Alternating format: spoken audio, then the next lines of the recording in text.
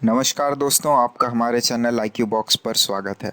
आज हम एक बड़ी ही दिलचस्प कहानी के बारे में जानने वाले हैं और ये कहानी दिलचस्प इसलिए भी हो जाती है क्योंकि आप और मैं इससे कनेक्ट कर पाएंगे। यह एक आलसियों का क्लब है। मैं भी बड़ा ही आलसी हूँ, आप भी होंगे कहीं ना कहीं। तो इस क्लब के बारे में जानेंगे, इसके नियम कानून देखेंगे और बहुत ही मज़ा आएगा। वीडियो को पूरा अंत तक ज़रूर देखिएगा क्योंकि बड़ी ही रोचक कहानियां हैं इससे जुड़ी हुई। उससे पहले देख लेते हैं आखिर यह वीडियो क्यों बनाया हमने। तो 10 अगस्त को वर्ल्ड लेजीनेस डे था। इस उपलक्ष्य में हमने थोड़ी रिसर्च की और हमें मिला कि ऐसा क्लब भारत में भी हुआ करता था और स्पेशली भोपाल में ऐसा क्लब हुआ करता था। भोपाल वाले तो जरूर ही देखें। तो कोलंबिया में 10 अगस्त को वर्ल्ड लेजीनेस डे मनाते हैं। यहाँ पर लोग अपने गद्दे बिस्तर लेकर आते हैं और सड़क पर अपना वक्त गुजारते हैं, जैसा कि आप फोटो में देख सकते हैं। और कोलंबिया में यह इसलिए भी मनाते हैं ताकि परेशानियों से और अपना जो स्ट्रेस है उन सब चीज़ों से बाहर निकल के एक सुकून भरी जिंदगी जी सकें वो लोग। और उस दिन उनके यहाँ हॉलीडे होता है और बाकायदा सब सड़क पर आते हैं, एक दूसरे से मिलते हैं और फुल टू आलस के मूड में रहते हैं। इस फेस्टिवल में मेरा भी मन होता है वहां जाने का। आइए अब देखते हैं कि भारत में इसकी शुरुआत कैसे हुई थी। तो 1932 और 33 में जब नवाबों का भोपाल में शासन हुआ करता था, तब भोपाल की आबादी भी बड़ी कम थी। मानते हैं करीब 50,000 लोगों की आबादी थी। भोपाल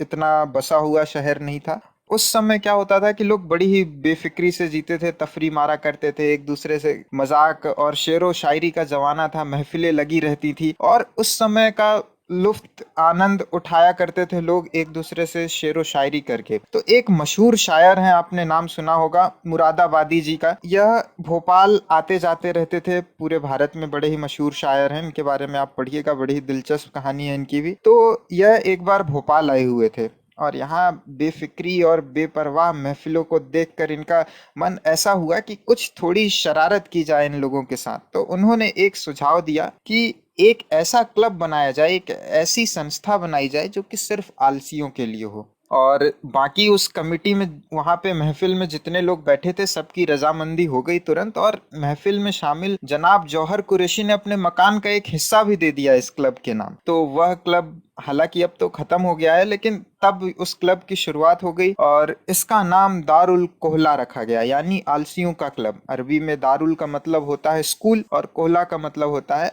आलसी। तो बड़ा ही सटीक नाम रखा, जैसा काम वैसा नाम। सबसे रोचक बात इसकी यह है कि इस क्लब के कुछ नियम कायदे और कानून भी थे। जैसे कि इसमें मेंबरशिप लेने के लिए आपके पास एक तकिया होना बहुत जरूरी है। जिसके पास तकिया होता था वही मेंबरशिप ले सकता था। और सभी का रात में 9 बजे आकर अपनी हाजिरी देना बहुत ही जरूरी है, यह मैंडेटरी हुआ करता था। और रात में 9 बजे से 3 बजे तक इनकी मीटिंग होती थी, जिसमें बारिश आंधी तूफान कुछ भी हो जाए लेकिन आपको वहां पर अपनी हाजिरी देना ही है। और सबसे खतरनाक बात तो ये थी कि 9 बजे से 3 बजे के बीच में आप सो नहीं सकते, सोने पर पाबंदी थी। और अब एक ऐसी मजेदार बात बताता हूँ जिसे सुन के आपको हंसी आएगी कि लेटा हुआ व्यक्ति बैठे हुए को आदेश दे सकता था, बैठा हुआ व्यक्ति खड़े हुए को आदेश दे सकता था। तो इससे जुड़ी हुई एक और कहानी भी बताऊंगा आगे, लेकिन उससे पहले देख लेते हैं कि इसके मेंबर्स कौन हुआ करते थे। तो कोई मामूली लोग नहीं, शहर के बड़े ही मशहूर अफसर,